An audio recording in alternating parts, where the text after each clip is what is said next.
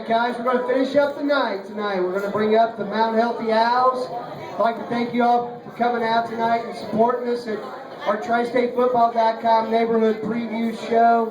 This is the first of 3 over the next week, and you know, Southwestern Ohio Conference is filled to everything tonight. I'd like to thank Northwest, Ross, Mount Healthy, and Fairfield for being here, and let's get us going one last time. The Mount Healthy Owls on stage went 9-2 last year and went to the playoffs again. And Arvie Crouch, head coach, up here with me, and I'll have him introduce his players in just a minute. But Arvie, playoffs again for Mount Healthy. It's got to be pretty good.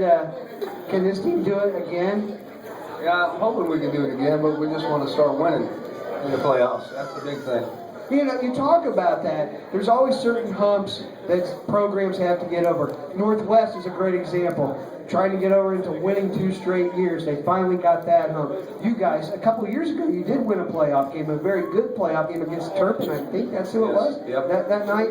And but in order to get consistency there, and what do you tell your kids? How do you preach that into them? Hey, this is the next level we got to go to. Yeah, that's what we say. Right there, we got to go to the next level. And, you know, we talked about 48-0 in our playoff loss last year. You know, our league is a pretty tough league for Division II. I think it's one of the top Division II leagues in the state. We play with our own players in our town, and sometimes you run into some people that have got a little bit better players than you. And unfortunately, that, you know, we ran into buzzsaw with Troutwood last year, but everybody knows about that. They ended up being in the state game, and but you know, we don't have to worry about them this year. Ross does, because they're Division III.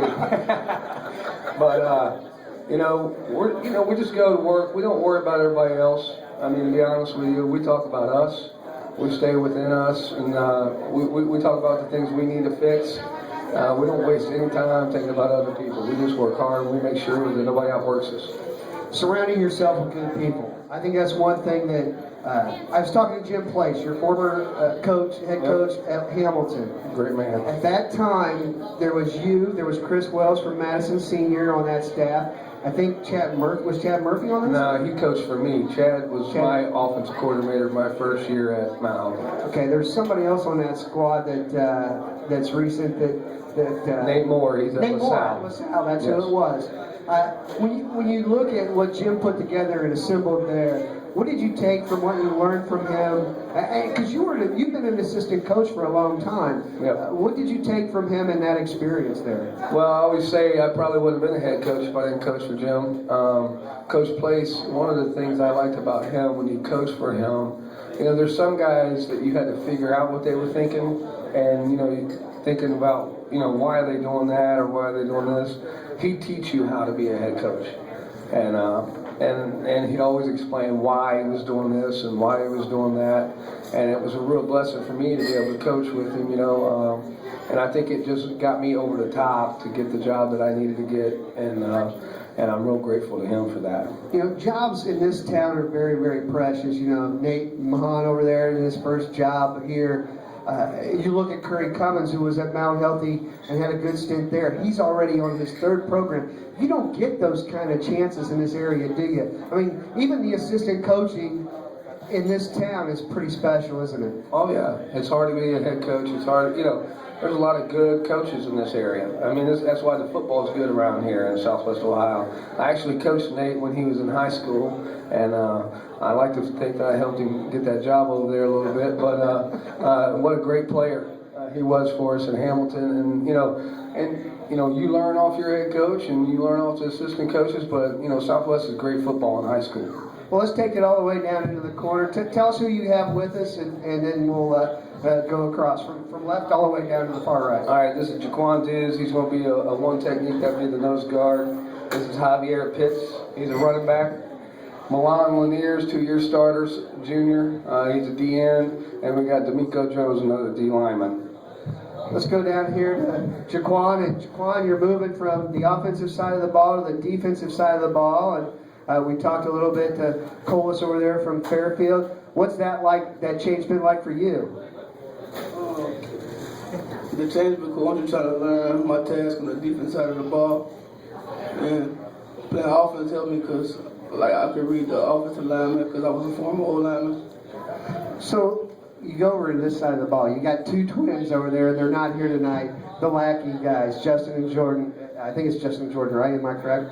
And talk about playing with those two guys because they're electric personalities. They're just fire plugs. Talk about playing with those two kids. They good kids. They fun to play around. I played with them since like 7th grade, so we got a lot in common. We know each other. And they just good players and they fun to play with. Sounds good. Let's bring it over to Javier Pitts. And Javier, one of the greatest name spellings I've ever seen. H-J-A-V-I-E-R. Javier Pitts. And Javier, man, you're a speed demon. You're a kick return artist. I want to ask you a little bit about that because we've had a lot of guys up here tonight. Returning kicks is not the easiest thing in the world. When that ball goes in your hands and you see 11 guys going at you, what are you thinking on a Friday night? I don't know. Just my instincts take over, you know.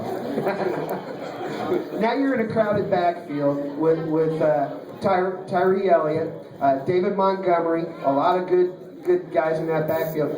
Talk about the backfield and what Mount Healthy Owls are going to look like running the football this season. It looks like you're going to be pretty good. Yeah, I think we is. We're going to pound the ball, get a lot of yards, you know, every game. Now, a quarterback is sort of different. It's sort of a wildcat thing that coaches run in the past with Tyree back there. Is that the same sort of thing we're going to see? Are you going to see direct snaps from center? I guess you guys are going to have to wait. All right, well, we'll bring the suspense over to the other side of the ball. We'll talk to Mr. Lanier over here, and 2-year starter. And really, you had a bust-out season last year, Milan. You're 58 total tackles, 2.5 sacks, 3 fumble recoveries, including one for a touchdown. Let's talk about that touchdown last year. Defensive players don't get a chance, but talk about that play and who was it against? It was against Northwest. Yeah, saw the ball on the ground. Had to get it up. Did Corey fumble that ball? Yeah, Corey. Yeah, it was Corey's fault, so he's not even paying attention to give up a quote pick six in a sort of way, a fumble pick up pick six. But your defense, we talked a little bit about it. What do you like about the defense in 2013? That we worked hard and nobody could run on us. We was just unstoppable. The best defense in Ohio. Well, I like your confidence there a lot. But what is it going to take for you guys to win the SWAC this year? Hard work. As far as road games go, let's talk about playing at home. The Owl's Nest, one of the great places I think to watch a high school football game. And if you've never been to Mount Healthy to see a football game in the fall, it is well worth the price of admission. It's Rudy, it's everything, and the leaves are turning down. Talk about that place and what it's like on a Friday night for you. Man, it's a good atmosphere, everything. Our fans be out there cheering us on. All right, let's move the microphone down here to D'Amico Jones. And D'Amico had 22 tackles, 2.5 sacks last year. Your role as a leader this year on the defensive side of the ball. Yes, sir. I'm just trying to get some of these young guys that's new to varsity, get them situated, playing with my brothers on the D-line, try to control the line of scrimmage so we can get pressure on that quarterback so it can make it easier for our younger DBs that we got on the field. When you look at your films, and you watch the two Lackey brothers, it amazes me. They look like they're on the left side of the line, and they look like they're two people making one big piece over there, making more work. What astounds you about those two kids? Because and watching them, and what helps you when you're playing behind those two or alongside those two? Oh man, when I got the Lackeys on the other side of the field, I just know that I got somebody that's going to hold that side of the field down so me and Milan can control our side. Like sometimes it'd be me and Milan trying to race against Lackeys, both Lackeys to the plate to see who can get more tackles at the end of the game. So it's just like competition between the teams just to make our team better. I've been